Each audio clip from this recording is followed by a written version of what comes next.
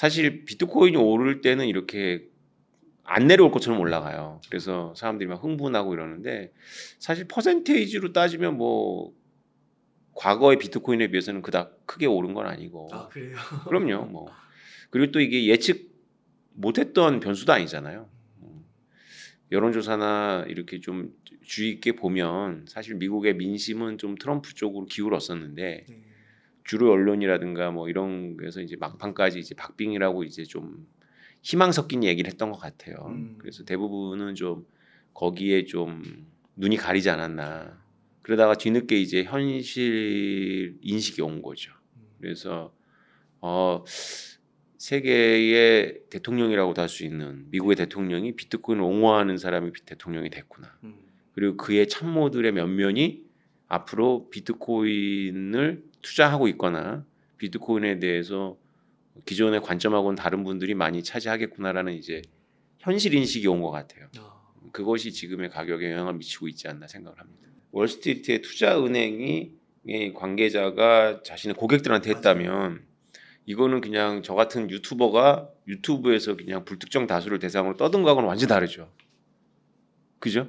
왜냐하면 저는 이걸 시청하시는 분들에게 채무가 없잖아요. 저는 아무거나 떠들어도 되죠, 사실은. 물론 조심해야 되지만. 근데 이런 분들은 자기 고객 아닙니까? 그렇죠. 고객한테 이렇게 얘기할 때는 뭔가 자신이 있기 때문인 거죠. 그 자신감이 물론 감일 수도 있지만 자기네들이 맨날 밥 먹고 술 마시고 하면서 만나는 사람들이 다 비슷한 직종 아닐까요? 네. 그가 정보가 있는 거죠. 이거를 고급 용어로 프론트 러너라고 합니다. 프론트 러너. 프론트 러너라는 게 뭐냐면 여러 의미가 있지만 가장 원시적인 의미는 이제 옛날에는 주식이나 이런 거를 본인이 직접 투자하는 온라인이 없으니까 대신 에이전시를 통해서 하거든요. 그러면 그걸 대신 사주는 사람은 자기는 주식 투자를 하고 있으면 안 되죠. 왜냐하면 미리 정보를 아는 거니까. 옛날엔 다 수기식이었잖아요. 근데 이제 큰 손이 자기한테 매수 주문을 넣으면 자기가 먼저 아는 거죠. 그러면 그 큰 손 거를 사주기 전에 자기가 먼저 자기 거를 사든가 자기 친구 거를 먼저 사주는 걸 프론트 러너라 그러는 거예요. 사실 이제 문제가 있는 거죠. 에이전시 문제가 있는 건데 또 매도 주문이 들어오면 자기 걸 먼저 팔아버리는 거죠. 가격이 떨어지는 거니까. 예. 그러니까 이게 금융업에서 에이전시 역할하는 사람들이 갖고 있는 도덕적 해이 문제를 이제 광범위하게 프론트러니까 프론트라는 게 이제 창구를 말하는 거니까 약간 그 느낌이 나지 않아요? 네. 뭔가 아니까 이렇게 얘기했겠죠. 네. 만약에 이게 대선 때문이라면 물론 대선 때문인데 대선 결과 때문에 왔다면 2, 3일 있다가 온 거거든요. 되게 짧았다고 봐야 돼요. 옛날 같으면 올해 1월에 기억하시겠지만 한 달 넘게 걸렸잖아요. 딜레이가. 옛날에는 그러니까 2017년 이럴 때는 CFTC가 이제 비트코인 관련한 선물 옵션 거래를 허락을 했거든요. 가격이 전혀 그날 오르지 않았어요. 그러다가 연말 돼가고 몇 개월 지나서 한꺼번에 반영되더라고요. 그러니까 이 세계에 비트코인 업계에 저 같은 사람들은 있는데 진짜 이렇게 투자 자문 기관에서 진짜 큰 돈을 만지는 선수들 진짜 0.1% 포인트가 움직이는 거에 따라서 수십억이 왔다 갔다 하는 그런 선수들이 이 시장에 없는 거죠. 그러니까 즉각적으로 반영이 안 되는 건데 이게 짧아지고 있다는 이야기. 그다음에 번스타인이라는 분이 이렇게까지 얘기했다는 건 뭐냐면 올해 1월을 기점으로 해가지고 이제 선수들이 들어오고 있다. 예. 선수들이 들어오다는 게 굿뉴스일 수도 있고 일반 투자자들한테는 배드뉴스일 수도 있어요. 게임의 상대가 결국은 단기적으로는 제로섬 게임이거든요. 투자는 게임의 상대가 결국은 이렇게 유튜브 보고 그다음에 자기 나름대로 뉴스를 해석해서 이렇게 하는 사람들이 아니라 큰 돈을 만지는 남의 돈이지만 큰 돈을 만지는 사람들이 늘 전화로다가 정보 교환하는 사람들하고 우리가 게임을 해야 돼요. 게임에서 이기겠어요? 집니다. 100% 집니다. 그러니까 단기 투자는 진짜 어려워진 거예요. 그럼 바이 앤 홀드. 그렇죠. 그밖에 없어요. 적당한 시기에 사고 가격이 떨어져도 지키는 거예요. 가격이 떨어지면 흔들리거든요. 그걸 노리는 거예요. 우리가 이번 불장이 이제 4차 반감기 불장이거든요. 그래서 트럼프 대통령의 당선 여부와 다르게 올게 온 거예요. 트럼프 대통령이 당선됨으로써 이제 몇 개월 있다가 올게 이제 당겨져 온 거죠. 이제 3차 반감기 때도 그랬지만 이번은 다르다라는 메시지가 계속 어디선가 나올 거예요. 이번은 다르다. 근데 투자의 세계에서 격언이죠. 이번이 다르다라는 거는 대표적으로 우리가 이제 배격해야 될 거예요. 이번이 다르다라고 하면서 이제 이미 고점이 됐는데 계속 이제 그 땔감을 제공하는 데는 이번엔 뭐 정부가 침 비트코인이니까 뭐 이런 식으로 계속 얘기를 할 거예요. 예. 그럼에도 불구하고 이번 불장에도 위험 요소가 있다. 그건 뭐냐면 이 10만 달러 임박했잖아요 지금. 맞아요. 이 10만 달러 쉽지 않을 거다. 왜냐하면 12만 갔다가 10만 미만으로 떨어지고 이거를 몇 번 반복할 거예요. 라고 예상을 해요. 왜냐하면 이게 장난질이 아니고요. 진짜 진지하게 들으셔야 되는데 이날만 오매불만 기다려 온 사람들 대략 10년 이상을 기다려 온 사람들이 지금 줄을 서 있어요. 그렇구나. 그거는 감당이 안 돼요. 그들은 지금 머릿속의 기준점에서 10만의 그들이 다 정리하진 않겠지만 10만이 분명히 그들의 머릿속에 있을 거예요. 기준점으로. 상징적인 숫자로 남아있는 거예요. 그렇죠. 그들은 아마 10만, 20만, 30만 때 분할해서 정리를 할 생각을 하지 않을까요? 그럴 것 같아요. 그죠. 10년 넘게 기다렸잖아요. 이번은 다르다. 이거 좀 위험합니다. 저는 사실은 요새 제가 이제 엄청 바빠졌거든요. 매일경제 뉴스에서는 저한테, 매일신문에서 저한테 일절 상의나 인터뷰 없이 제 영상을 기자가 긁어서 마치 제가 최근에 매일경제를 한 것처럼 해갖고 저 봤습니다. 오태민의 정체는 누구냐 뭐 이렇게 해갖고 이제 해서 그 기사 때문에 지금 언론사에서 계속 저한테 전화가 와요. 이제 그런 신변 잡기를 다루는 방송까지 출연을 해달라는 식으로 이제 오는데 선별해서 나가야 되겠지만 이거 굉장한 신호예요. 뭐냐면 이제부터 어려워요 여러분들한테. 이 게임이 어렵습니다. 너무 빨리 주목을 받고 있어 지금. 개미들한테 좋은 시장은 2023년도 시장. 2023년도 시장 FTX 우리나라 사람들한테는 FTX보다는 루나죠. 루나로 망가진 시장이 시작점이었어요. 2023년도 1월은. 근데 1월에서 12월까지 2.5배가 올랐거든요. 불장이에요, 불장. 불장인데 아무도 비트코인 떠들지 않았어요. 저 같은 이제 원래 떠드는 사람들 떠들고 제 전화기에 불이 나지 않았어요. 방송사에서 저를 뭐 부르지 않았어요. 이럴 때가 진짜 좋은 거죠. 근데 지금은 뭐 난리잖아요. 이거는 개미가 먹기에는 상당히 위험한 시장이다. 먹을 수는 있으나 각오를 단단히 하지 않으면 어려울 거다. 단기 자금 끌어오신 분들은 방망이를 좀 짧게 잡아야겠네요. 좋은 표현인데요. 아예 방망이를 짧게 잡든가. 왜 웅달님하고 저하고 지금 한 2달 전에 제가 그런 전략을 말씀드렸잖아요. 맞아요. 한번 걸어볼만 하다. 한번 걸어볼 만하다. 2달 전에는 그랬어요. 맞아요. 2달 전에는. 근데 그때도 상당히 저로서는 모험을 한 거예요. 혹시 나 때문에 또 사람들이 피해보면 어떡하지 이런. 하지만 그럼에도 불구하고 2달 전에는 한번 6개월 단위로 봐라라고 했었잖아요. 그죠? 맞습니다. 그러니까 벌써 또 이제 실개한 거예요. 2달이라는 찬스를 놓친 거죠. 앞으로 계속 실개하시게 될 거예요. 그러면 이제 관망하든가 아니면 빨리 들어오든가. 그런데 사람들이 어떻게 움직이냐면 관망하다가 1억 5천, 1억 7천, 1억 8천 되면 그때 움직여요. 그리고 굉장히 고생합니다. 앞으로 한 2년 동안. 이번에 트럼프 대통령 당선으로 이 비트코인과 이 암호화폐 생태계가 그 좋은 거라면 단지 가격이 오르는 것이 아니라 미국의 대통령이 이제 이것은 신규 산업이라는 걸 거의 선언한 거기 때문에 우리나라처럼 이렇게 세계의 흐름을 주도하지는 않더라도 세계의 흐름에 뒤처지는 걸 극도로 싫어하는 이런 경쟁적인 근성을 갖고 있는 국민들의 정부는 움직여야죠. 움직일 수밖에 없을 거예요. 그게 가장 좋은 신호예요. 네. 그 실제로 뉴스에서도 보니까 이 코스피랑 코스닥이 지금 장난이 아니잖아요, 상황이. 그게 돈이 다 빠져나가서 미국 주식으로 물론 많이 가지만 코인 쪽으로도 이제 들어오고 있다고 뭐 그런 얘기도 있더라고요. 네. 국내 주식이 망하니까 이제 글로 돈이 안 들어가는 거라고 그러더라고요. 그리고 이제 그쪽에서 종사하시는 분들도 먹고는 살아야 되니까 이제 그런 쪽 주식 코인 쪽으로 이제 먹거리를 잡아야 먹고 살 수 있으니까 그런 얘기도 나오고. 네, 그렇죠.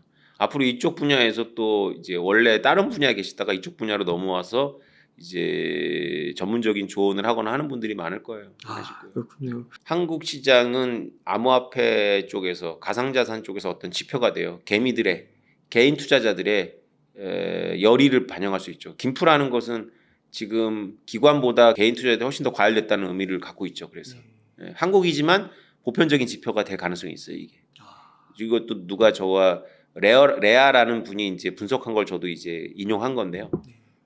타당한 논리라고 생각을 해요. 지금 이제 한국만 이런 게 아니라 서서히 개미들이 이제 좀 해볼까 하는 이제 짧게라도 해볼까 방망이 짧게 잡고 한번 해볼까 워낙에 쉽게 먹을 수 있는 장이다 생각하고 이제 들어올 수 있죠.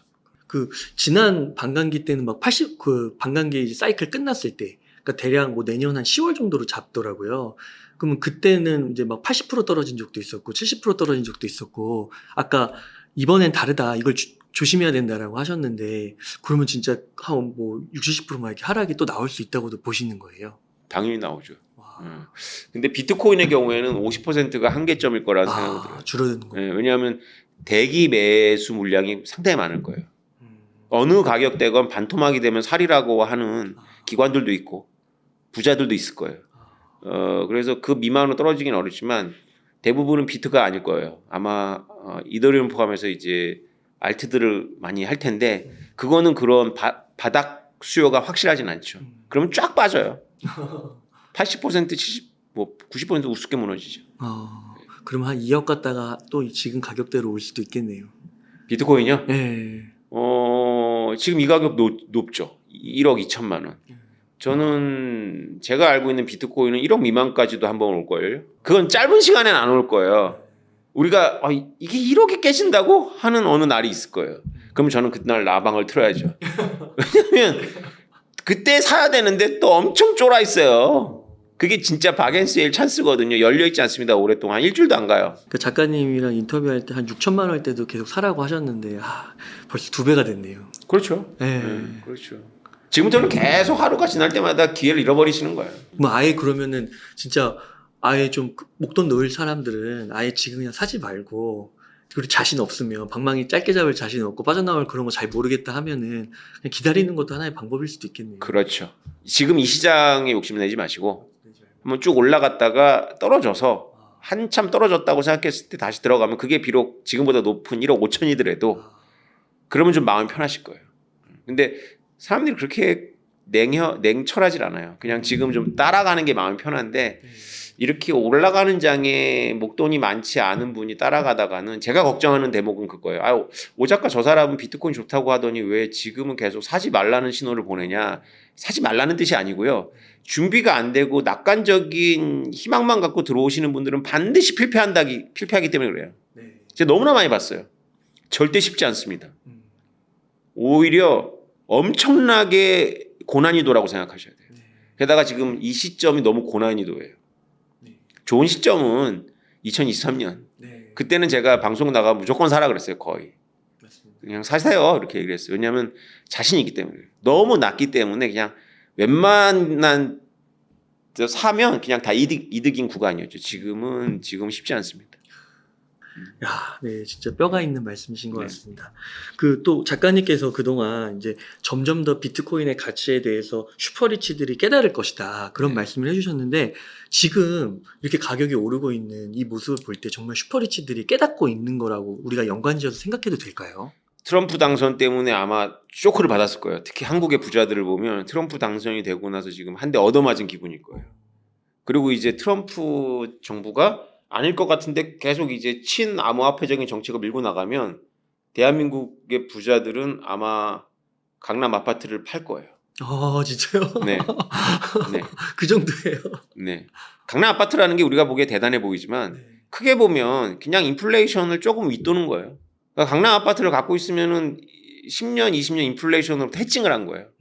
물론 연 단위로 보면 수익률이 높아요. 근데 20년, 10년을 보면 그닥 수익률이 높지 않다니까요, 진짜로. 그러면 강남 아파트가 그 정도인데 일반 아파트는 그냥 인플레이션 해지한 거예요. 그러면 그것마저 없는 사람들은 인플레이션 노출된 거죠. 근데 비트코인은 인플레이션보다 훨씬 더 앞서가거든요. 이제 우리나라에서 이제 비트코인이 이제 자리 잡으면 이제 사람들한테 부동산 신화가 깨질 거라고 저는 확고하게 생각합니다. 왜냐하면 부동산이 안 좋거든요. 부동산이라는 게 사람들은 쉽게 생각하는데, 물론 부동산이 한 덩어리가 아니에요. 지역마다 다른데 부동산은 이런 게 있죠. 제가 어디 부동산 최고의 가정 가서 그 얘기를 해줬는데, 부동산과 비트코인을 투자한 부자가 당하는 고통을 비교했어요. 부동산은 가격이 떨어지면 그냥 차 타고 갑니다. 자기가 딴 상 보러. 그 마음의 위안을 얻어요. 아, 이게 주변에 막 건물 들어오고 하니까 사람들도 다니고 있으면 도로가 낙기 시작하면 아 그래 좀 기다리자 이러는데 비트코인 떨어지면 가서 볼 게 없어. 여기저기 들여다봐도 오템이면 외에는 다 부정적이야. 라방하는 거 기다리고만. 그런데요. 그런데 진짜 중요한 건 여기부터입니다. 가격이 쳐오르잖아요. 근데 부동산은 세금 걱정이 짓눌러요.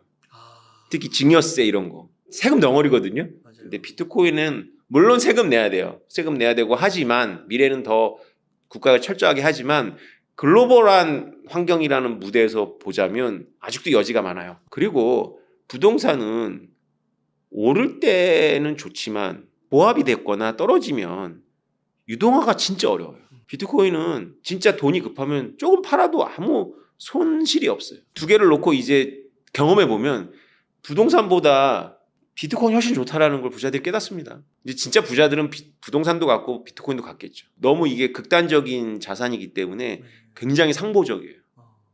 근데 이제 부동산, 빌딩 막 이렇게 막 부동산으로만 이제 우리가 게임을 하면 테크트리잖아요. 그걸로만 테크트리를 가던 관념이 깨진다는 거죠. 아 이게 다가 아니구나. 신세계가 있네. 상보적이네. 이렇게. 빌딩 하나 갖고 있어 보세요. 네. 온갖 데서 세금 고지서가 날라옵니다. 진짜로. 네. 그거 내가 그 세금 때문에 고생하는 분들만 대화를 해보거든요. 네. 온갖 세금을 많이 내고 우리는 뭐 징여할 때만 내는 게 아니고요. 뭐 일반적으로 세금이 계속 와요. 여러 가지가 붙어갖고. 그럼 비트코인도 나중에는 그렇게 될 수도 있겠네요. 나중에는. 아, 많은 사람들이 원하게 되면 그렇죠. 부동산처럼. 근데 아직은 시간이 많이 걸릴 거예요. 그러니까 그 말씀하신 게 바로 보유세 개념이거든요. 네. 그러니까 제가 국가의 리더라면 비트코인을 막지 못한다는 건 알잖아요. 그럼 저는 보유세로 갈 거예요. 아. 보유세로. 그럼 보유세를 지금 당장 하면 안 돼요. 중국처럼 하면 안 된다는 거예요. 미국처럼 해야 돼요. 계속 비트코인이 양지로 나오게 해갖고 아. 웬만하면 개인이 소유하지 않고 간접 소유가 되게 ETF잖아요. 아. 은행을 통해 소유하게. 이렇게 해서 가두리를 딱 만들어 놓는 거예요. 그 다음에 어느 순간에 선거 경영을 내는 거죠. 비트코인 보유세! 하면은 비트코인을 안 갖고 있어서 박탈감 갖고 있던 사람들이 표를 주겠죠. 지금 글로 가잖아요. 그러니까 막 그 비트코인을 은행에다 맡기면 이제 이자도 준다고 막 그러더라고요. 그런 얘기들이 나오더라고요. 그러면 사람들이 셀프 커스터디 하던 거 빼가지고 그렇죠. 은행에다 넣기 시작하면 그렇죠. 이거 유인책인 거예요. 아. 물론 지금 정부가 그런다는 건 아니죠. 아. 그런데 국가라는 건 그렇게 움직여요. 비트코인이 국가 입장에서 못 견디는 건 뭐냐면 내 통제 밖에 있는 뭔가거든요. 국가는 민주주의 국가라 그래서 뭐 자유를 주는 것 같지만 기본적으로 국가의 속성은 통제예요. 그러면 혹시 좀 조심스럽지만 그런 게 한 몇 년 정도 어떤 정도 걸릴 거라 보세요? 각국의 정치 상황에 따라 다르겠지만 제가 보기에 비트코인이 너무 올라서 비트코인에 올라타지 못한 사람들이 너무나 고통을 받는다. 아. 상실감을 갖는다면 다음 선거 때 나올 거예요. 미국 다음 선거 때. 지금은 트럼프 대통령이 비트코인을 지지해서 비트코인을 반대하는 사람들은 결집이 안 됐는데 비트코인을 지지하는 사람들은 결집을 시켜서 표를 얻었잖아요. 네. 다음번 선거 때는 비트코인을 반대하는 사람들이 결집할 가능성이 있어요. 아. 너무 올라버리면. 예를 들어서 만약에 비트코인 10억 같다. 음. 비트코인 하나 10억이다. 나 비트코인 하나도 없어. 기분이 어떻겠어요? 와, 부동산이랑 똑같네요. 나 안 갖고 있었는데 그 집만 샀는데 확 그렇죠. 부자가 된 거죠. 그렇죠. 나랑 같이 월급 받고 살았었는데. 그렇죠. 아, 그럼 보유세 매기고 재산세 그렇죠. 매기고 이렇게 되는 거네요. 그렇죠. 보유세, 재산세, 온갖 관리비, 소방방재법에 관련한 뭐 요구, 뭐 무슨 관리 감독에 대한 또 요구 뭐 확 나오겠죠. 그러면 그 셀프 커스터디 하던 사람들은요, 그거를 그냥 진짜 계속 그냥 셀프 커스터디로 갖고 있는 거예요. 암호 지갑으로요. 근데 그거를 쓸 수가 없지 않나요? 결국에는 그 쓰려면 그렇게 공개적으로 양지로 나와야 되는 거 아니에요? 많은 사람들이 양지로 나오면 이 사람들은 고립되죠. 근데 다 같이 양지로 안 나가면 돼요. 근데 그런 일은 벌어지지 않죠. 왜냐하면 지금 계속 정부가 꼬시잖아요. 미국의 정부가. 그러니까 미국 정부가 현명한 거예요. 비트코인을 못 막으니까 양성화시켜서 나중에 보유세, 재산세, 관리비 매기고 관리 감독으로 가자는 거잖아요. 그래서 이 과정이 필연이었던 거예요. 사실은. 눈 밝은 사람은 비트코인을 깨달으면 정부가 없앨 수 있을까? 못 없애네? 그러면 나 같으면 어떻게 할까? 아, 이거는 양지로 만들어갖고 품어갖고 나중에 보유세 매기고 그렇게 가야 된다라고 생각을 하겠죠. 중국은 반대로 갔죠. 네. 그래서 중국에서는 이제 보유세 매기기 힘들죠. 금지를 해버렸으니까. 안 보이는 거. 거래소마저도 금지해버렸으니까. 확인이 안 되는 거예요. 그러면서도 그건 막을 수 없는 거고 그 음지에 있는 경제, 어두운 경제 막을 수가 없는 그렇죠. 비트코인 못 막아요. 중국은 뚫린 거예요. 극단적인 정책을 2번 잘못 써갖고. 거래소 막았죠. 채굴 막았죠. 이번에 불장 오면 중국인들 덤벼듭니다. 그러면 중국 정부, 시진핑 주석의 성향상 소유 금지로 갈 거예요. 그러면 끝난 거예요. 정부 손 떠납니다, 이제. 그래서 미국의 비트코이너들은 열심히 이제 보이스 내고 중국의 비트코이너들이 이제 잡히면 이제 감옥 가는 거지만 안 잡히기만 하면 뭐 얼마든지 하는 거죠. 해방구가 되는 거죠. 다 탈출하려고 그러고 중국을. 화교 네트워크라는 게 장난이 아니에요. 세계적인 네트워크거든요. 중국에서 꼭 위안을 바꿀 필요 있나요? 친척 네트워크 통해 갖고 외국에서 이렇게 하고 키프로스 같은 데 가갖고 이렇게 몰타 이런 데 가고. 그렇죠. 그렇죠. 우리는 이제 그런 부자들이 현물을 원할 때 현물을 주면 되는 거예요. 비트코인 현물이 뭐냐라고 착각하겠지만은 비트코인을 개인 지갑에 담아서 그 자체로 주면 현물이 됩니다. 비싸게 받고. 그렇죠. 네. 그렇죠. 그렇게 되는 거군요. 못 뒤집을걸요? 비트코인을 우습게 보시면 안 되는 게 사람들이 착각을 하는 게 비트코인이 무슨 뭐 동네 형이 아니에요. 비트코인 시총이 금, 은을 포함해서 10입니다. 10이. 은을 넘어섰다 그러더라고요. 은을 넘어섰어요? 네, 며칠 89,000 갔을 때 은 넘어섰대요. 그럼 6인데? 그러니까요. 네, 메타하고 그래요? 이런 애들 다 제낀 거예요. 며칠 사이에. 그러니까요. 은 넘어섰다 그러더라고요. 그러면 삼성전자는 몇 위 할 것 같아요? 삼성전자 4-5배 될 거예요, 비트코인이. 그렇죠. 네. 300조 정도 되니까. 네. 근데 삼성전자 망할 거를 우리는 생각 안 하잖아요. 없어질 거라고. 네. 트럼프가 당선되면은 정책하다가 삼성전자 없애면 어떡하지 이런 생각 안 하잖아요. 네. 근데 왜 비트코인은 그럴 수 있다고 생각하세요? 이해관계자가 얼마인데? 그렇죠. 그럼 진짜 암살당할 거예요 아마. 사람들은 자기 재산이 걸린 것에 대해서 되게 냉혹해요. 수사가 아니라 이 양반이 공부가 된 결과로 한 이야기거든요. 그래서 무서운 거예요. 이분이 하는 말들이 족보가 없는 말이 아니에요. 다 족보가 있는 말들을 하거든요. 그래서 그 맥락은 뭐냐면 비트코인의 수도라는 게 물론 포괄적인 맥락도 있지만 채굴을 다 하겠다는 거예요. 맞아요. 나머지 다. 네, 그래서 비트코인 채굴의 수도가 될 거예요, 미국은. 그냥 미국은 셰일가스가 있는데 그 셰일가스는 경쟁력이 그닥 높지 않아요. 왜냐하면 산업지대랑 연결을 못 시켜요. 송유관을 못 깔고 있거든요. 미국의 환경단체는 뭐 거의 뭐 사실은 엄청 근본주의자들이에요. 들어눕고 이런 걸 다반사로 합니다. 못 가니까 그건 트럼프 대통령이 돼가지고 쉽게 풀리는 문제가 아니거든요. 각 주마다 다르고. 그러니까 항만을 통해서 배로 들어오는 LNG가 훨씬 더 경쟁력이 있을 수도 있어요. 미국은 땅이 넓잖아요. 육로로 가는 게 어렵거든요. 특히 그래도 액화가 되어 있는 유류는 괜찮지만 기체를 액화해갖고 그거를 트럭에 실어서 보낸다? 이게 상당히 비용이 많이 들어요. 그럼 현지에서 태워버리기 너무 좋잖아요. 비트코인 채굴하면. 아주 미국은 이제 비트코인 채굴의 아성이 될 겁니다. 야, 그렇군요. 그래서 채굴주도 많이 올랐더라고요. 그렇죠. 그런 걸 다 언제 공부했는지 모르겠어요, 이분이. 에너지 산업을 효율화한다 뭐 이런 말도 하셨어요? 그러니까 1.0 때는 사기라고 했었잖아요. 맞아요. 스캠이라고 그랬어요. 근데 이게 진짜 4년 동안 바이든 그 임기 동안 공부를 많이 하셨나 봐요. 그렇죠. 일단 두 아들이 설득을 한 것 같고요. 그리고 이제 일론 머스크 영향도 있을 거고. 피터 텔이라고 원래부터 트럼프 지지하는 이제 벤처 캐피탈리스트가 제로 투 원이라는 책의 저자. 페이팔에 일론 머스크랑 창업한 사람. 네네. 그 사람이 제가 비트코인을 발견했을 때 이미 비트코인을 알고 있더라고요. 그분은 되게 옛날부터 트럼프 되게 지지한 것 같더라고요. 그 실리콘밸리나 이런 캘리포니아에 있는 사람들은 별로 안 좋아하는데. 그렇죠. 유일하게 그랬죠. 근데 그 사람은 막 일기 때 윈선 위에도 들어갔었어요. 네. 피터 텔이 어떤 장학금을 만들었냐면 기술 벤처를 하기 위해서 대학을 때려치면 장학금을 줄게. 와. 대학을 중퇴하면 장학금을 주는 걸 만들어서 그걸 받은 사람이 바로 비탈릭 부테린. 아 진짜요? 그거 받아갖고 이더리움 만든 거죠. 그래요. 그렇구나. 야, 거기서는 진짜 미국에서는 그런 장학 제도를 하면 엄청난 사람들이 나오네요. 우리나라도 이렇게 막 기업들이 하긴 하잖아요. 우리나라도 지금 민족 문화의 중흥기 아닙니까? 노벨 문학상도 나오고 아파트 노래가 막 전 세계를 휩쓸고 그 다음에 뭐 흑백 요리 대왕 하면 막 전 세계가 다 보잖아요. 한국 요리들인데 기본적으로 이런 민족 중흥기가 괜히 온 건 아니고 우리도 저력이 있는데 다만 제가 이 코인판에 들어와서 제가 모빅이라는 프로젝트를 하면서 느낀 게 뭐냐면 남들 하는 걸 따라가는 걸 너무 잘해. 그러니까 홍콩 방송 내 기억이 20년 전에 홍콩 TV에서 했던 것 같은데 아이언 셰프 그거는 우리가 만든 건 아니잖아요. 근데 그 아이언 셰프를 우리가 갖고 와갖고 흑백 요리 대왕으로 가미해갖고는 대박을 치잖아요. 그죠? 그러니까 남들이 하는 거 와갖고 변경시켜서 하고 빨리 하고 더 재밌게 만드는 건 아주 특화되어 있는데 남이 안 하던 짓 하는 것에 대해서는 극도의 두려움이 있는 거지. 근데 이건 일장일단이 있는 것 같아요. 네. 그러니까 따라가는 데는 굉장히 특화되어 있어요. 근데 프론트에 서서는 지금 방황하는 거지. 자기 앞에 배울 게 없어. 그럼 거기서는 이제 실기하는 거예요. 그게 우리가 보고 있는 삼성전자 아닐까요? 소니를 따라잡을 때까지는 멋있었잖아. 근데 자기가 프론트에 왔을 때는 방황하고 있잖아. 갈피를 못 잡는 것 같은데. 진짜로 삼성전자 분들 만나면 그 얘기 하더라고. 우리는 애플이 하면 해요. 그 전략이 여태까지 맞았지.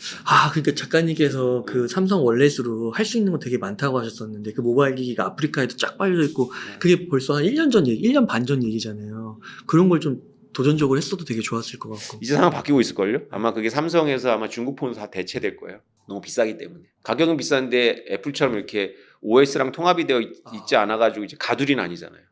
애플은 아무리 비싸도 거기서 나오기가 너무 힘들잖아요. 근데 삼성이야 뭐 더 싼 걸 써더라도 안드로이드면 되는 거니까. 이제 그 시절이 가고 있는 것 같은데. 네.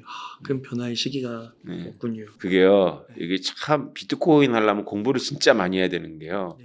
미국에는 그런 유전자가 있는 거예요. 그러니까 미국은 자본이 자유로운 사회잖아요. 네. 예, 자본이 자유롭게 국경을 넘는 것에 대해서 익숙한 사회예요. 물론 미국도 케네디 대통령 때 자국의 자본이 유럽이나 이런 데로 더 높은 이자율로 유출되는 걸 막기 위해서 뭐 이자율세도 매기고 해서 퇴행적인 어떤 뭐 퇴행이라고 할까 국가주의적인 어떤 정책도 만들고 했는데 미국의 또 장점은 뭐냐면 그렇게 해갖고 결과가 안 나오면 그걸 이데올로기로 보지 않는 거예요.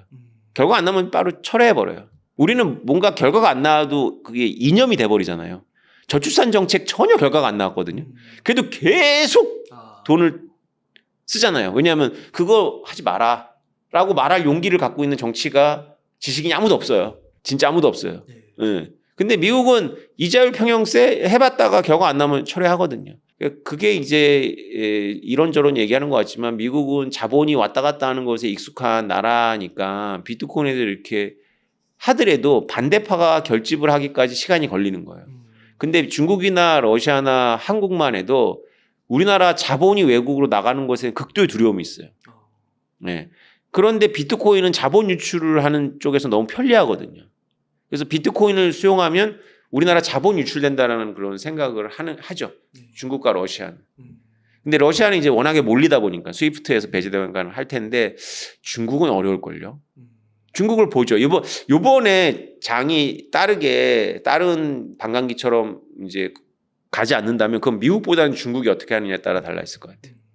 중국이 만약에 이번에 추세적으로 따라오겠다. 우리도 비트코인을 국가 전략 산업으로 보겠다라고 하면 이번 불장은 2년 갈 거예요. 2년. 2년. 2년. 그걸 봐야 될 것 같네. 그렇군요. 부자가 된다 그래서 마인드셋이 바로 부자로 바뀌진 않거든요. 그와 비슷하게 그러니까 부자가 됐는데도 옛날에 자기가 어렵게 고학생 시절에 습관에 젖어가지고 쉽게 돈 못 쓰는 사람들을 제 주변에 많이 봐요. 그런 거 비슷하지 않을까요? 너무 우리가 이제 한 번 실패하면 끝난다라는 생각이 있어가지고 시도 자체를 두려워하는 게 있죠.